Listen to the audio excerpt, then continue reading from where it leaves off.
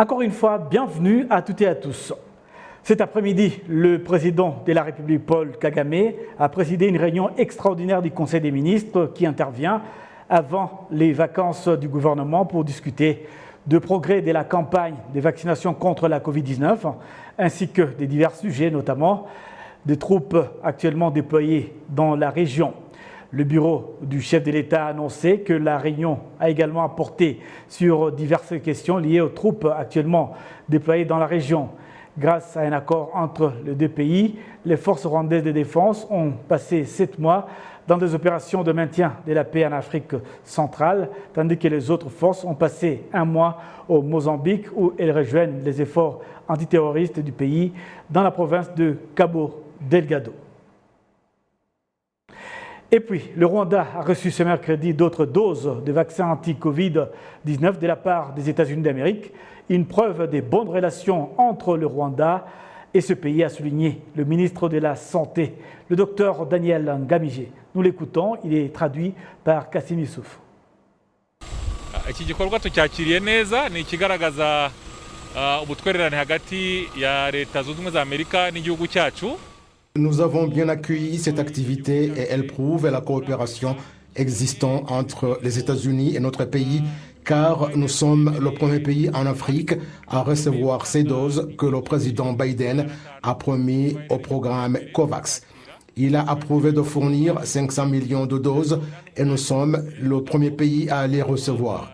Nous recevons ce soir 188 000 doses et plus, et vendredi, nous recevrons 300 000 autres doses de Pfizer. Nous sommes très satisfaits de cette activité. L'activité de vaccination se poursuit au fur et à mesure que nous recevons les doses que le gouvernement a achetées ou que des pays amis nous donnent. Nous continuons à vacciner des Rwandais dans la ville de Kigali et ailleurs dans les provinces. Comme vous l'avez dit, nous allons augmenter les catégories de bénéficiaires du vaccin. Nous étions à la catégorie de 40 ans et plus et nous allons maintenant vacciner les trentenaires dans différents endroits, notamment des centres de santé et d'autres sites ici dans la ville de Kigali et dans des centres de santé privés. Ce programme va se poursuivre car notre objectif est d'atteindre avant la fin de cette année au moins 30% des personnes vaccinées pour que l'année prochaine, nous puissions atteindre 60% des Rwandais vaccinés.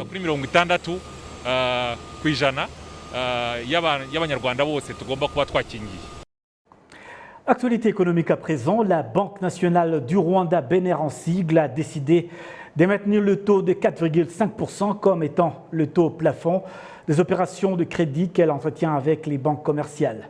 La direction de cette institution bancaire indique que depuis son instauration, ce taux a contribué à l'accroissement du volume de crédit accordé au secteur privé et a réduit le taux d'intérêt des banques. Kassim Youssouf nous fait le point. Le gouverneur de la Banque nationale, John Rwangombwa, indique que le comité en charge de la politique monétaire a décidé que le taux de ces opérations de refinancement reste à 4,5% en se basant sur les calculs qui montrent que le taux d'intérêt interbancaire a diminué de 0,26 au cours des 6 premiers mois de 2021 par rapport aux 6 premiers mois de 2020, c'est-à-dire qu'il est passé de 5,45 à 5,19%. Parallèlement, le taux d'intérêt que les banques exigent a diminué de 0,34, passant de 16,25 à 15,91%, et c'est pourquoi le taux de crédit entre la Banque nationale du Rwanda et d'autres banques commerciales n'a pas changé. Nous sommes confiants que selon les indicateurs du ministère des Finances et de la planification économique, la croissance économique de 5,1 cette année sera atteinte et pourra même être dépassée. Et si nous considérons la vitesse des prix au marché, nous constatons que ce n'est pas préoccupant cette année car elle sera de 0,7%. Normalement, notre décision sur la politique monétaire du pays considère la hausse des prix au marché et comme il n'y a pas une hausse excessive, les banques sont invitées à augmenter le volume des crédits au secteur privé pour aider la relance de l'économie. izahuka ry'ubukungu turimo. Compte tenu des explications du gouverneur de la Banque nationale et du fait que le volume des crédits au secteur privé a augmenté de 19,1% au cours des 6 premiers mois de 2021 par rapport à l'augmentation de 14,4% enregistrée à la même période de 2020, la question qui se pose est de savoir si la politique monétaire que la BNR met en place est suffisante pour la réalisation de tous ces changements ou s'il y a d'autres raisons additionnelles. Mu bintu byinshi bifatanyije icya mbere cyo n'ibyo politiki ifaranga bigiramo uruhare kugenda. Avec différents éléments complémentaires, la politique monétaire joue un rôle dans la diminution du taux d'intérêt car au cours des 5 dernières années, par exemple, depuis 2014, nous avons davantage réduit le taux qu'exige la Banque nationale. À ce moment-là, nous étions à 7,5% et maintenant nous sommes à 4,5%, ce qui a réduit le taux d'intérêt des banques commerciales. À ce moment-là, il était de 17,5% et il est maintenant de 15,9% au cours du dernier trimestre. Nous sommes donc satisfaits car aujourd'hui, cela ne dépasse pas 9%. Il a donc fallu beaucoup d'éléments complémentaires pour que ce taux d'intérêt puisse diminuer.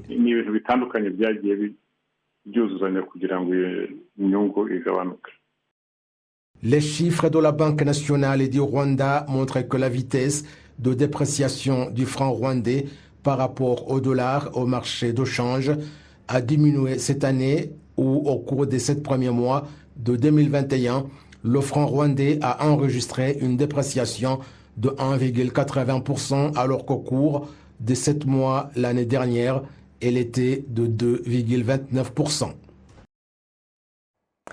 Après l'économie, passons à présent à la santé.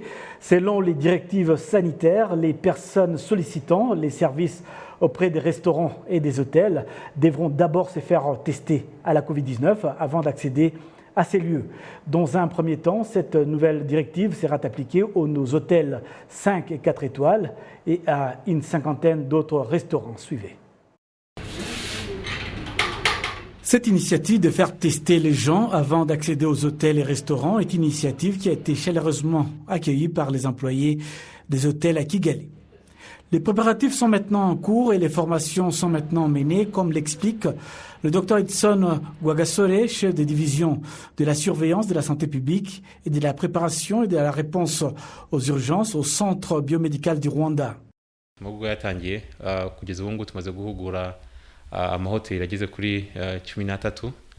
Nous avons formé jusqu'à 13 agents au sein des hôtels jusqu'à présent et nous formons également des agents ou travailleurs dans les restaurants. D'ici la fin de la semaine, ces hôtels et restaurants fonctionneront déjà. Cela va nous aider à tester de nombreuses personnes ainsi qu'à réduire la main-d'œuvre à cause des formations que nous donnons. Mais surtout, nous rendons les services de dépistage plus accessibles aux personnes qui souhaitent se faire tester contre les virus. Un échantillon représentatif des personnes qui recherchent des services d'accueil disent que cela leur permettra de gagner beaucoup de temps et de rendre leur vie plus pratique. Parmi les résolutions prises lors de la récente réunion du Conseil des ministres figurait l'augmentation de l'accès aux installations de tests Covid-19. Au moment où la saison culturelle 2022A s'approche, le ministère de l'Agriculture et des Ressources animales exhorte les agriculteurs à combiner l'engrais naturel et chimique pour un meilleur rendement agricole. Jean Damascène, Manichimwe pour plus de détails. Dans différentes parties du Rwanda, les agriculteurs sont totalement pris par la préparation des terres arables pour la première saison culturelle de l'année 2022. C'est le cas des marais de Kamiranzovu et de Bishenyi du district de Kamonyi au sud du Rwanda. Pour une meilleure récolte, les agriculteurs sont invités à user conjointement l'engrais naturel et chimique, comme l'indique l'agronome qui suit de près les travaux agricoles dans le marais de Bishenyi. L'engrais naturel enrichit le sol et le prépare à accueillir les semences. Normalement, pour bien cultiver, on met d'abord l'engrais naturel, après quoi on ajoute le chimique.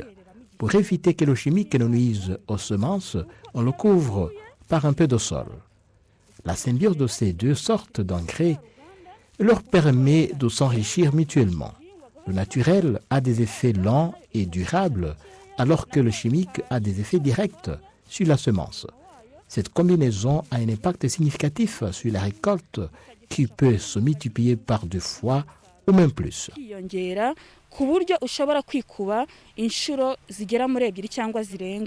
La ministre de l'Agriculture et des Ressources animales fustige l'attitude de certains agriculteurs qui font seulement usage d'engrais chimiques, une attitude qui s'observe malheureusement dans certains districts du Rwanda.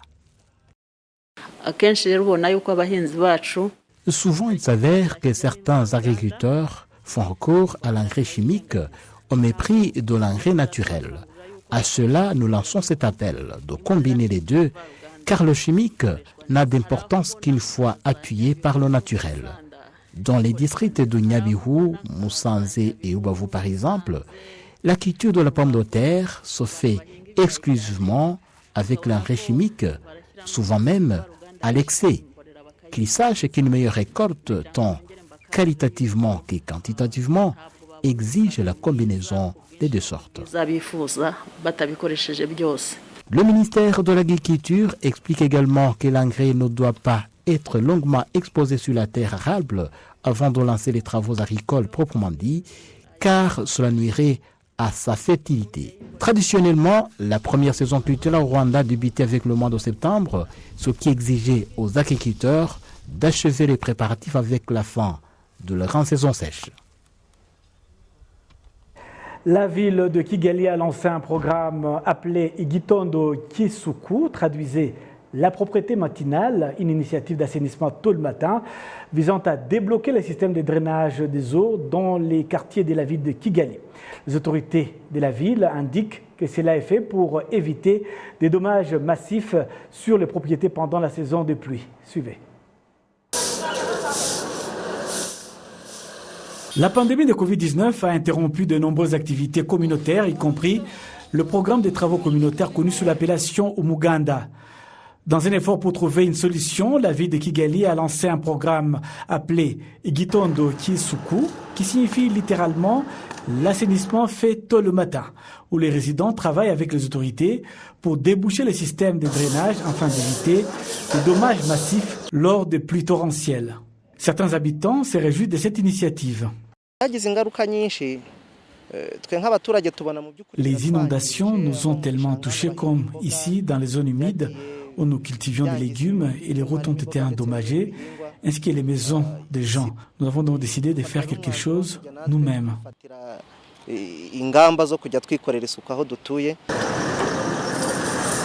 Cette initiative d'assainissement vise à débloquer les systèmes de drainage d'eau. Le maire de la ville de Kigali, Prudence Rubingisa, exhorte chaque citoyen à être protecteur en ce qui concerne les conduites d'eau, car certaines personnes jettent souvent des déchets dans les caniveaux, ce qui cause des problèmes pendant la saison de pluie.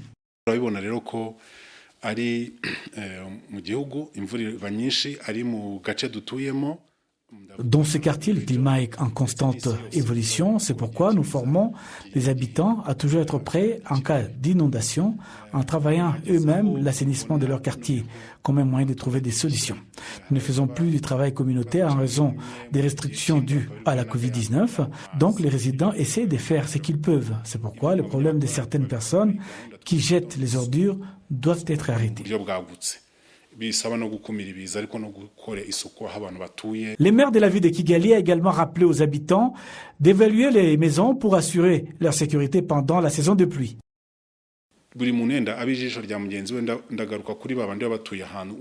Certaines maisons ont des fondations fragiles et peuvent être facilement emportées en cas d'inondation. C'est pourquoi les gens doivent évaluer leurs maisons pour s'assurer qu'elles sont suffisamment solides.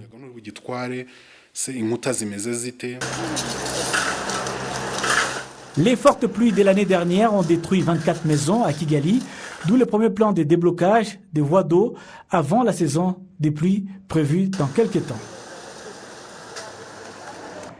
Environ 2500 jeunes Rwandais de l'intérieur et de l'extérieur du pays ont clôturé ce mercredi les Itorero, l'Académie nationale d'éducation civique. Organisée virtuellement, ces jeunes ont appris pendant 2 semaines les valeurs et interdits de la culture rwandaise, les récits plutôt de Kassim Youssouf. Ces jeunes, dont la majorité vit à l'étranger, comprennent également ceux qui ont achevé le service national, des employés de l'administration centrale qui ont performé dans leur travail, des enseignants, des artistes et des élèves qui ont terminé le cycle secondaire dans des écoles internationales. Certains de ceux qui ont virtuellement participé à cet Itorero indiquent que l'enseignement qu'ils ont appris va leur permettre de consolider la dignité et l'identité rwandaise et par conséquent promouvoir le développement du pays. En tant que Rwandaise, j'ai beaucoup bénéficié d'Itorero. Cela m'a aidé à découvrir ma valeur en tant que Rwandaise et j'ai compris l'histoire du pays et connaître les valeurs rwandaises. Autre chose, c'est que je connais maintenant sur quoi s'appuie le leadership de notre pays. On nous a expliqué l'héritage du pays depuis Benimana jusqu'à Wadaemuka et j'ai beaucoup appris de tout cela tout en m'accordant le courage d'intégrer les valeurs et l'héritage appris dans nos activités quotidiennes. Et parmi les objectifs que nous nous sommes fixés, il y a le fait d'aller vers les enfants de la rue pour les éduquer, aller répondre à ceux qui se servent de la technologie pour répandre des idées révisionnistes de notre histoire. Et ce n'est pas parce que le déroulement de l'Itorero s'est fait virtuellement que cela nous a empêchés de fixer des objectifs dans nos secteurs et nos cellules.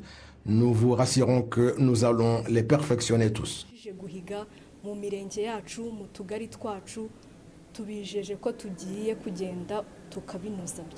Le vice-président de la Commission nationale d'Itorero, le lieutenant-colonel Migambi Désiré Mungamba, indique que c'est la 2e fois que l'Itorero se déroule virtuellement et donne de bons résultats.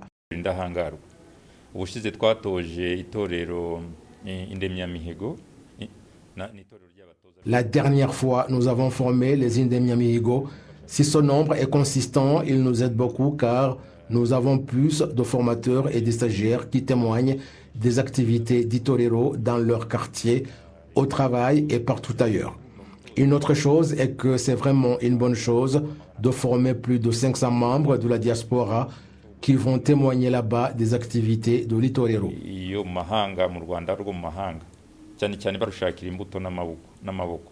La ministre de la Jeunesse et la Culture, Rosemary Mbabazi, a exhorté ce jeune à être caractérisés par les valeurs de la culture rwandaise auxquelles ils ont été initiés pendant la durée de l'Itorero.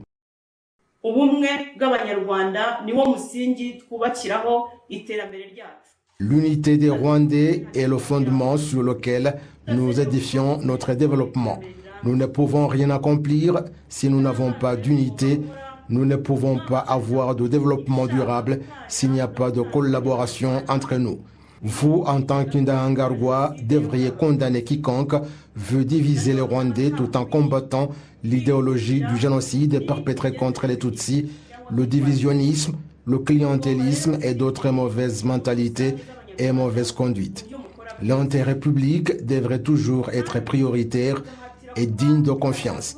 Si nous n'avons pas d'unité, nous ne pouvons rien accomplir. Il était prévu que l'Itorero clôturé ce mercredi rassemble 3000 jeunes, mais seulement 2500 y ont participé. Différents dirigeants se sont entretenus avec eux en insistant surtout sur la consolidation de la dignité et l'identité rwandaise.